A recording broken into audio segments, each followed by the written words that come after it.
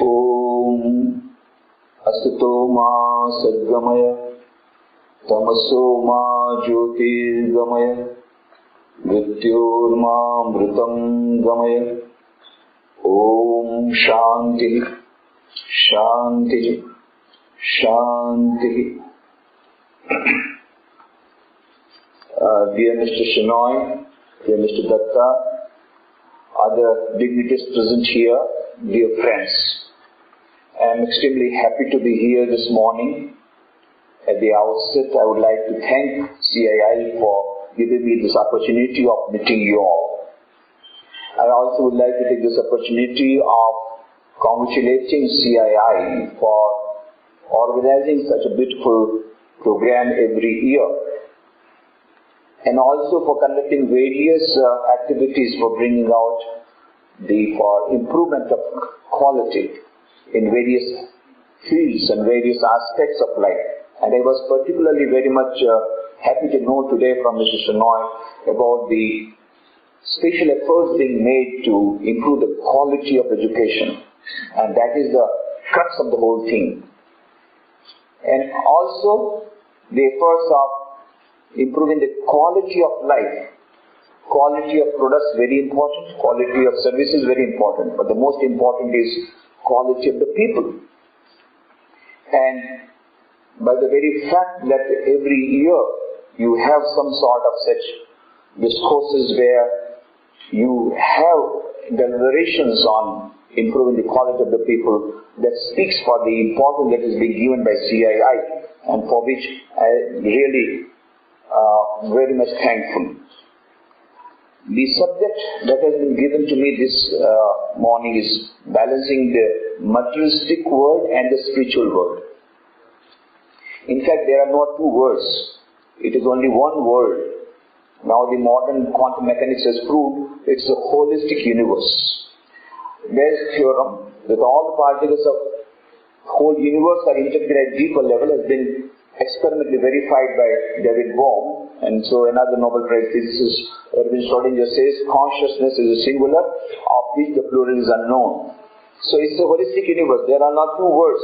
It is one world. But the two outlooks are there. One is the materialistic outlook, one is the spiritual outlook. And balancing this, harmonizing this is very important.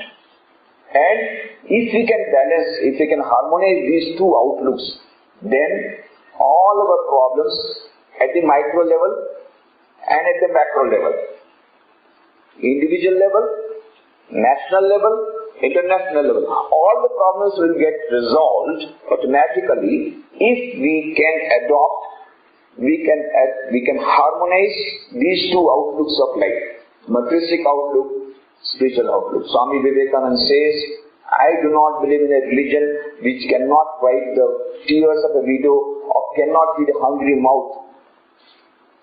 We want materialism. We want materialistic outlook. We want materialistic development, of course. Without bread, no religion. But then, a man cannot live by bread alone. Of course, he wants butter along with bread. Animals can live with bread alone, but human beings, they cannot live with bread alone. They want butter also, they want house also, they want Mercedes-Benz car also. But apart from that, they want something more, which we are missing in life today. And that is the problem. At the national level, just now very beautifully has been put by Mr. Shenoy, need is very good. And in the whole world, there is enough for meeting the needs of the whole world, of all the people in the world. But the whole world's properties, the whole world's wealth, the whole world's goods are not enough to satisfy even one man's greed. Because greed is infinite, unlimited. So, the differentiation between need and greed. And that is coming because we are not harmonizing the two words, materialistic and spiritual. At the national level, you find there is In the whole air, today in the whole atmosphere, in the whole air, there is scam. Rampant corruption. We have come a long way from 10,000 rupees crore water scam to 1,70,000 crore telecom scam. In between, of course, there are so many scams. It's a very, we are improving very fast. The development is very fast. From 10,000 crore rupees scam to 1,70,000 rupees crore scam. I don't know. Now the next has to be 5 lakh crore.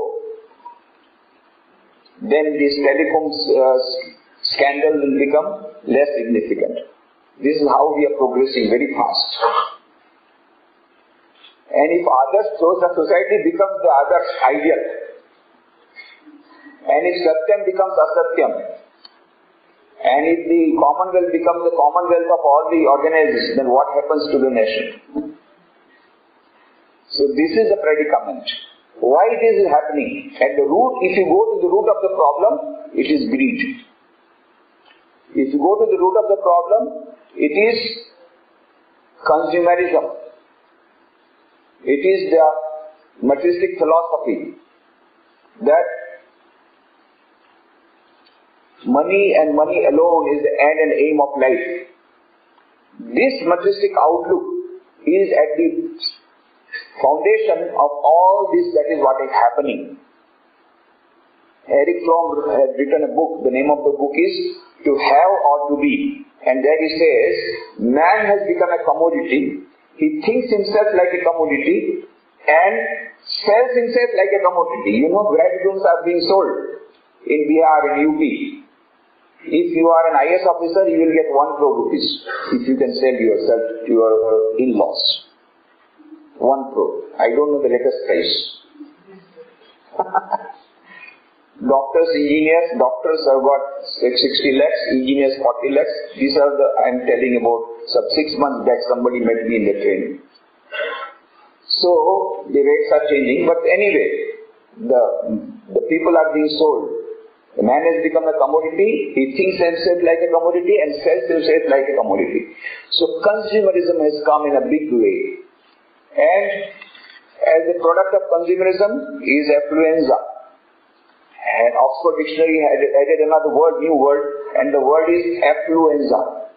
It comes to the affluent people, this disease. This disease is affluenza, in which the more one gets, the more one wants, and the more one becomes dissatisfied. And so the dissatisfaction goes on increasing, and then he becomes a product, he becomes a prey to neurosis, then drug addiction, AIDS, suicide.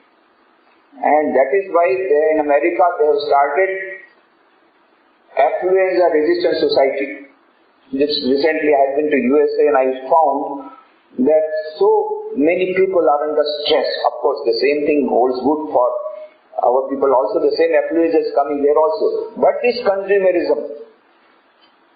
And behind this consumerism, at the root of the consumerism is this outlook of life. That money and money alone is the goal of life. Everybody, including the people who are sitting here, most of them, I do not know, there may be exception. We have got some equation in our mind. What is that equation? H is directly proportional to M, where H is equal to happiness and M is equal to money. The more money we will get, the more happy we will become. And so there is a rat race. All going mad after money, making money, 1 business, 2 business, 3 business, and then going mad after money, and then in the process, for 50 years, first 50 years of life, half of the life is spent away, and then you spoil your health for getting money. And rest half of the life, you spend money for getting back the health. That is the paradox. We have missed the goal of life. There is a Zen story, a horse was galloping at full speed. And somebody asked the person who was sitting on the horse, "Where are you going?" He said, "Ask the horse." Because I am not taking the horse, the horse is taking me. We are not leading the life. Life is leading us. All are going mad after money, like a flock of sheep, we are also following. What is the purpose of life? What do you want in life? I want happiness. Are you getting it? No, not now. When will you get? Then the doctor will say, this is the last chance of bypass surgery. Now, bypass surgery also can't save you. This is the third heart attack. Then only we think about what is the purpose of life and the goal of life. Till that time we are going mad.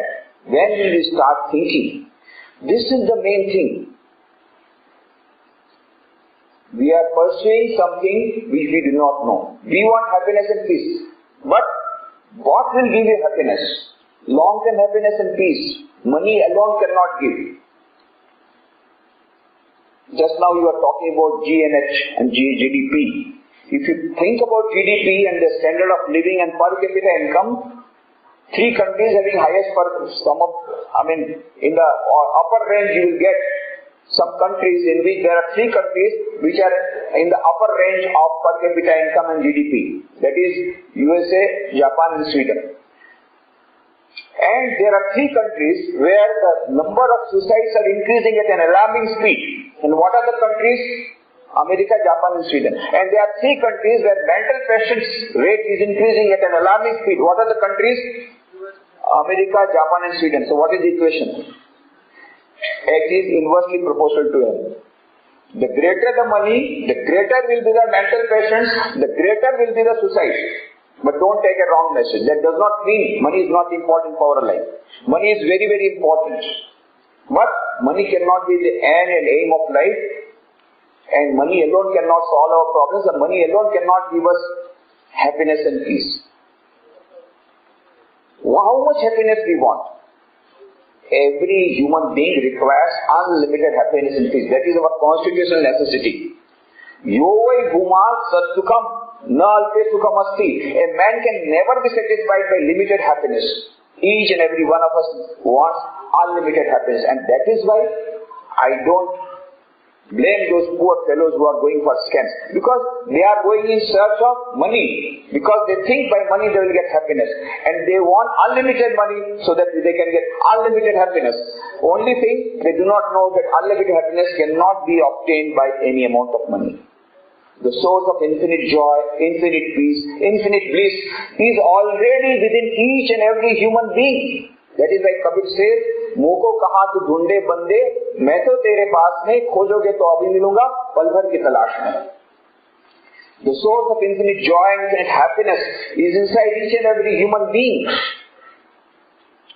नित्यो नित्यानाम चेतनस चेतनानाम एको बहुनाम यो विदधाति कामान तम आत्मस्थम येनु पश्यन्ति धीराः तेषाम शांति शाश्वती नेतरेषाम. Everybody is in search of peace. Everybody is in tension. Why? Because the source of infinite joy, infinite peace is already there within each and every human being, but we have not tried to discover it.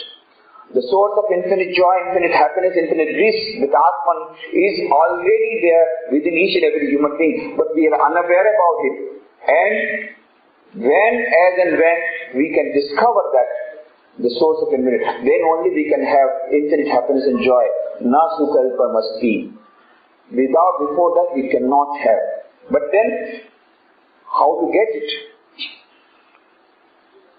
Simply running mad after money is not going to solve our problem.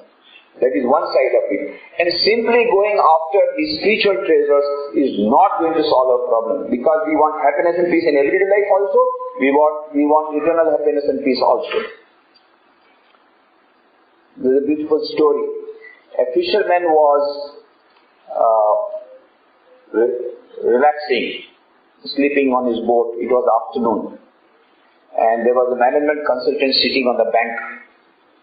He asked, "Hey, what are you doing? Why are you not fishing?" And the fisherman told relaxingly, "You see what happened, sir? Right in the morning I got a very good catch, big fish. And so I sold it and I got a lot of money. And that is enough for my today's needs. And so now I am relaxing." What? Why should you not go? He said, "My quota is over." Why?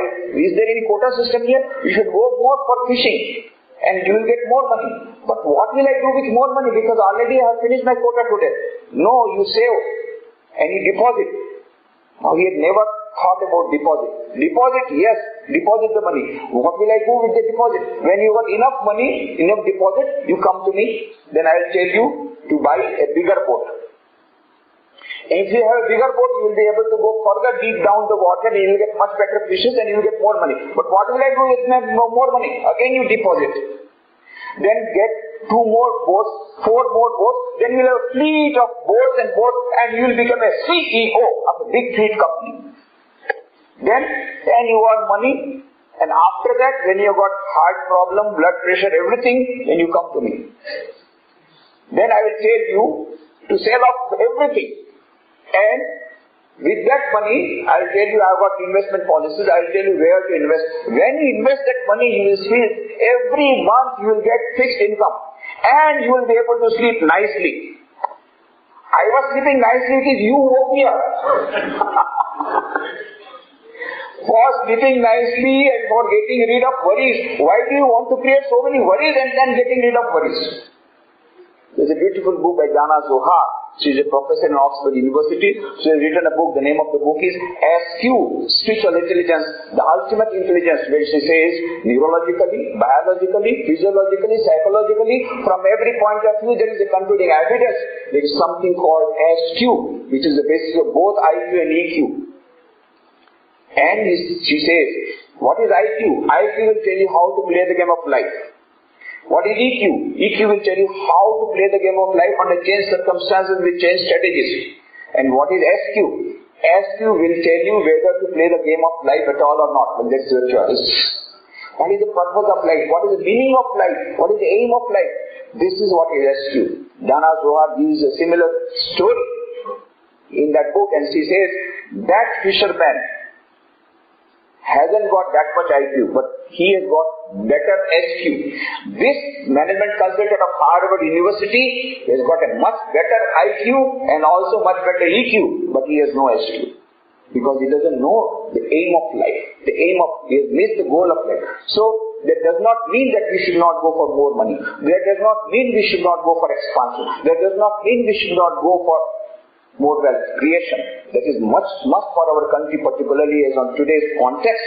But at the same time, let us not miss the main aim of life, which is happiness and peace in everyday life, and happiness and peace long-term basis, and eternal happiness and peace. Now, so development of IQ, EQ, SQ, all the 3 are important. But how to develop SQ? Swami Vivekananda gives the gist of the whole of Vedanta in his book on Raj Yoga when he says, each soul is potentially divine. The goal of human life is to manifest this divinity within by controlling nature external and internal. Do this either by work or worship, by psychic control or philosophy, by one or more or all of these, and be free. This is the whole of religion. Dogmas, rituals, worships, temples, churches, mosques are but secondary details. So these 4 yogas, Raj Yoga, Bhakti Yoga, Jnana Yoga and Karma Yoga, when they are practiced in everyday life, will give us this eternal happiness and peace. Because that will remove the screen of ignorance that is covering the infinite joy, that center of infinite consciousness, that is Atman. Kabir says, घूंघट carpet खोल रे तुम्हें पिया मिलेंगे, कटु को वचन मत बोल रे तुम्हें पिया मिलेंगे. Remove this screen of ignorance. How to remove? 4 methods. Raj Yoga, meditation. Bhakti Yoga, prayer. Jnana Yoga, inspirational reading. And Karma Yoga, selfless service. Unselfish service. Converting work into worship. These 4 yogas can be practiced in daily life. It doesn't require much time. Morning and evening, at least if you can devote 5 minutes for meditation and 5 minutes of prayer and 5 minutes of inspirational reading. That will give the balancing. And all the work that we are doing can be converted to worship. Swami Vivekananda gives a beautiful formula converting work into worship. He says, when he was traveling through Himalayas, when he came near Almora, he saw a beautiful tree, there were 2 small rivulets joining at one place, and there was a big peepal tree. And he told his brother disciple, oh, such a beautiful place, I would like to meditate. And he went to deep meditation. And after coming out from the deep meditation, he told his brother disciple, Today I had one of the greatest realizations of my life. What is that? I could discover in my deep meditation, I got the realization that microcosm and macrocosm are built on the same plan. And that is a beautiful harmony. The whole world is a holistic universe.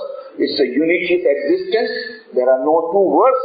Microcosm and macrocosm are built on the same plane. What follows? No difference henceforth between sacred and secular. Sister Levita, while introducing the complete works of Swami Vivekananda displayed over 9 volumes, she says, this is the realization which makes Vivekananda the great preacher of karma, not as divorced from, but as expressing Jnana and Bhakti. To him the workshop, the farmyard, the laboratory and the industry are as true and fit scenes for meeting God with man as the door of a temple or the cell of a monk. This difference between sacred and secular has to go. Work has to be converted into worship. Not only all modes of worship, but all modes of work will become worship, if there is an element of unselfishness into it. And that is, this unity of existence was preached in our Vedanta, but we have forgotten. Swami Vivekananda gave this name, practical Vedanta. He was asked this question in the United States. You are boasting too much about Vedanta philosophy. Then why is it that your country was a slave country for thousands of years? Why is it still a poor country? This was the question was asked. He said, yes. I confess that we are poor. I confess that we are back. We have gone back. But it's not because of religion.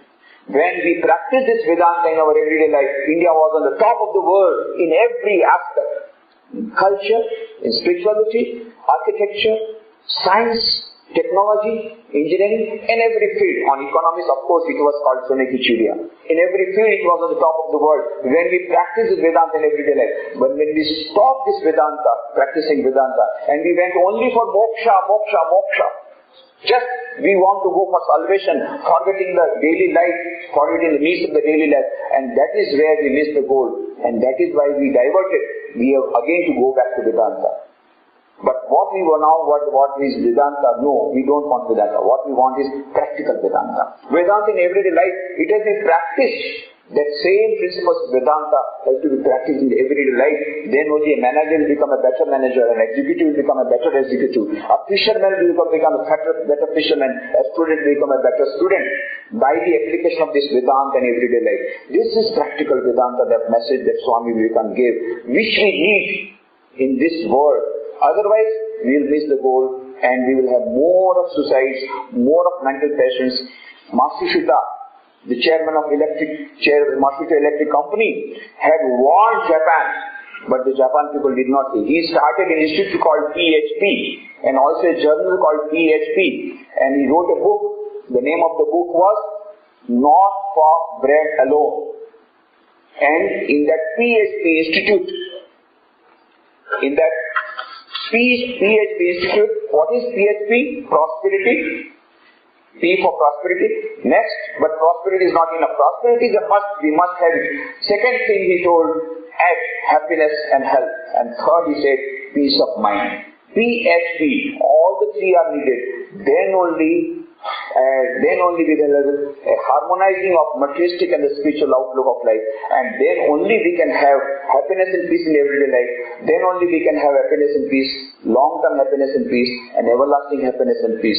So let us combine these two outlooks of life, materialistic outlook and the spiritual outlook, and that will solve our all individual problem, and it will also solve our national problem, because then man will not be going mad after greed. This corruption, scams, all will have stopped. At the international level, all the problems are also because the humanity has been divided into two parts. One half not knowing what to do with excess wealth, and one half not knowing how the next meal will come. They are taking only 1 meal per day, 50% dying out of excessive wealth. Now, they join these two, and that is why with the last sentence what Swami Vivekananda gave to Maharaja of Mysore, I will end my speech.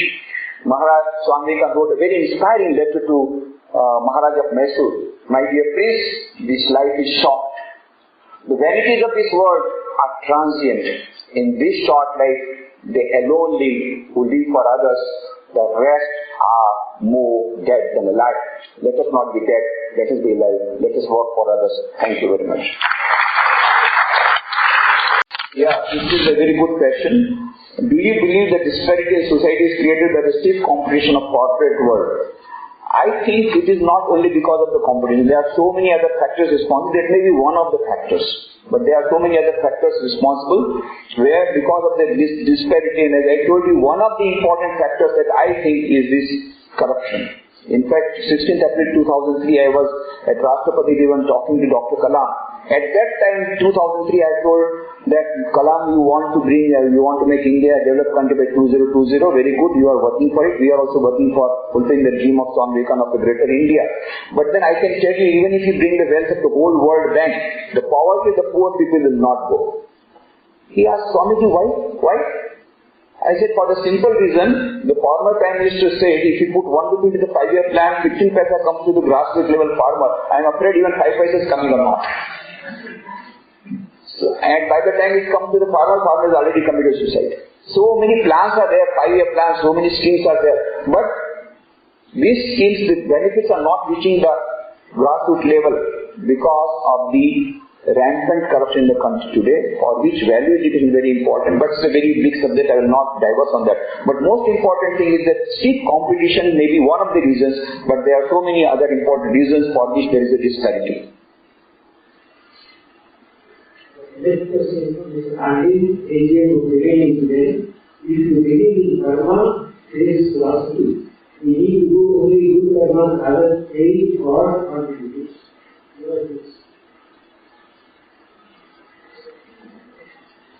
This is a very beautiful question. In fact, it is not a question, but it's a very nice presentation. If you believe in karma-based philosophy, we need to do only good karma rather than praying God or meditation. Now, do you think prayer and meditation is not a good karma? This is what I am telling. Good karma is also very important. Now, to wipe out the effect of the bad karmas that you have done in the past, the only method is prayer. Otherwise, law of karma is supreme in the mental world, as law of gravity is supreme in the physical world. Some people say, I don't believe in the law of karma. I say, whether you believe it or not, the law of karma will act. Go to the top floor of the multi-story building and declare, I don't believe in the law of gravitation, and jump.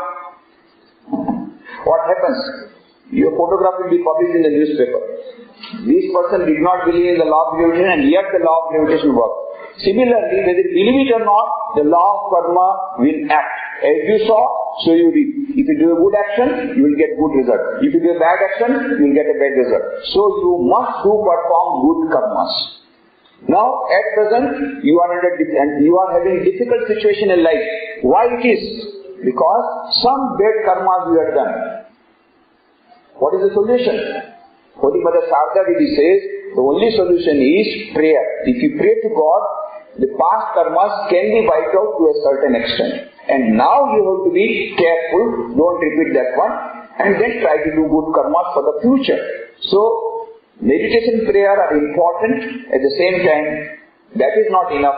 Good karmas are important. Good karmas are important, that is not enough. Meditation and prayer have to be backed by it. Thank you. Any more questions? Yes. I just wanted to request you to give the names of 3 good books which will help us because we listen to you and we will inspire and we go back to our karma what we need to work. Yeah. That's a very good thing. Now, we have brought a small bookstall because normally wherever I carry a very big bookstall, but it was not very well planned. Anyway, some few books and CDs are available. One is my book, Happiness and Peace in Everyday Life. And there is a book by Swami Vivekananda, Thoughts of Power, a very small book. And third is the selections from Complete Works of Swami Vivekananda. These 3 books you can have, and there are some small books and other CDs are available. By the way, the interest that you are showing and the interest and the concentration with which you have listened to my speech, I'm so happy. And as a token of appreciation, I would like to gift one small book, Great Saying, to all of you. and Ramakrishna, Sharda Devi and Swami Vivekananda, where you get practical hints on how to harmonize the materialistic and the spiritual outlook. Thank you very much. Yeah, very good. This is a very good question. Now I'll ask two questions. If you put 1 truckload of sweet sugar into the sea, is it going to become sweet? Answer me. 1 truck of very good sweet sugar will be dropped in the ocean. Can the ocean become sweet? How many programs are going on simultaneously for making you corrupt? Number 1. And number 2 is that if the sugar itself is corrupt, will it make the ocean sweet? That also is a question.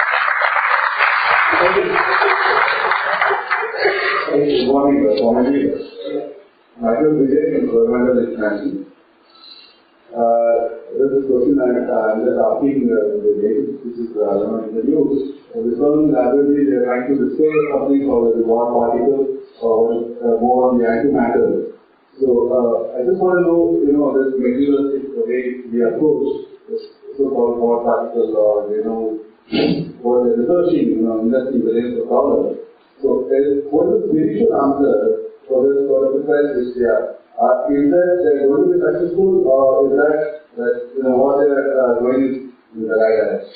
You see, there is no harm in going for discoveries more and more, very good, but there will never come a time when we will be able to objectively find out God. There is a beautiful book by Paul Davis, one of the greatest scientists of our world today. He has written a beautiful book. The name of the book is The Mind of God. And he says, let us know the mind of God by scientific methods. And at the last he says, it is not possible to know the mind of God by objective method. Because he is trying to define that there are many infinites. But mathematically speaking, all the infinites combined together, he gave a name, Cantor's Absolute. And then he says, it is not possible to know the Cantor's Absolute because Cantor's Absolute contains the mind of the person wanting to know the Cantor's Absolute. So, ultimately, it is. So then he says, perhaps the mystical process is the only process whereby you can know the ultimate reality. Because the ultimate reality is beyond time, space and causation. We are trying to discover everything within time, space and causation. So, ultimately, we will have to go for the mystical process. Recently, we read a lot of scandals in art forms. What are the steps you are taking to quality in spirituality? Yeah, very good. Very good question. We are first of all, remember the formula. Swami Vivekananda said, be and make. First, you yourself become better. Then try to make others better. What we are trying to do is, we are busy in making others better without looking at our own selves. So that is number 1. We have to start character building with our own selves, and we have to make the milk which is not yet spoiled. Try to save the milk which is not yet spoiled. The milk which is spoiled, we are not trying to throw away. We are trying to make money out of it. This is what I said. So what we are trying to do is that we start with the children. That's why that's why I told, I am very much happy that you are giving so much importance to the quality education, because it is very difficult to use the milk which is spoiled. It's very difficult. Of course we can make money out of it. But the milk which is not spoiled, the mind which is not yet spoiled, polluted by corruption, the children, particularly impressionable children below 15 years. Now that is the time when they can receive. So we are trying to infiltrate our thoughts at that level, in schools and colleges also, but mostly in schools we are trying to provide value-oriented education. Can you please give a few tips on meditation? Okay. That's a very vast subject. Anyway, now meditation is of various types. There is Zen meditation, Vipassana meditation, Praksha meditation, Vedantic meditation. There are various types of meditation in various countries, in various schedules. But One simple meditation that I can give you, normally when I go to the corporate sector for conducting sessions on stress management and meditation, of course you will get CDs also where I have given the guided meditation CDs are available. But to give the hint, meditation is of basically two types. One is awareness type of meditation. Second is concentration type of meditation. In awareness type of meditation, you try to be aware of your thoughts or your breath or of yourself. This is one type of meditation. And third type of meditation is trying to remove all the thoughts from mind. This is very, very difficult. Don't try for it. Otherwise you will end up in a mental hospital. So you go gradually. And second thing, one is being aware, second is concentration. Now, those people who haven't got very good level of concentration, for them it is very good to go for this, and most of people have got the problem of concentration. So better is to go for concentration method that helps in developing concentration, at the same time it helps in our meditation. So try to think of a holy personality whom you love. And in your heart, try to think of that holy personality. Supposing if you do not love any holy personality, Mahavir, Buddha, Ram Krishna, Rama, anybody, if you love any holy personality, that's very good. You try to see the photograph of that holy personality with open eyes for 1 minute, and then try to see the same holy personality within your heart for 1 minute. So 2 minutes meditation you start with. Then increase the time. But since you have meditated with open eyes on the holy personality's photo or figure with open eyes, the mind becomes, it is easier to concentrate. And then try to visualize the same thing within. But you will find visualization comes and goes. Gradually that coming and going will become decreased. That shows the sign that you are improving in meditation and concentration. Or alternately you can think of a divine light within your heart. You visualize that light and try to think continuously. You will not be able to do it continuously, doesn't matter. Gradually it will become little more and more continuous. So these are some of the methods that are given, but meditation is very important. Even supposing you can't do anything, just sit down and listen to some good music, or just try to do nothing. Let the thoughts come and go. Become a CID officer. Don't become a police officer. These are two different things. Police officer tries to catch the thief. Don't catch. You just be aware, be a CID officer. CID officer watches how the thief moves. He notes all the movements. He doesn't do anything. Afterwards the action is taken. Similarly, you just be like a CID officer watching where the mind is going. What will happen? When the mind will become aware that you are watching like a CID officer, it will become alert. Automatically you will find there's a lot of change in the purity of mind. So there are various methods that have been described. There's beautiful books also available outside in the book set, particularly book by Swami Meditation's Methods, and Meditation Spiritual Life by Swami Nikhileswarananda. So many books are there. CDs are also there in meditation. So that will give you more details.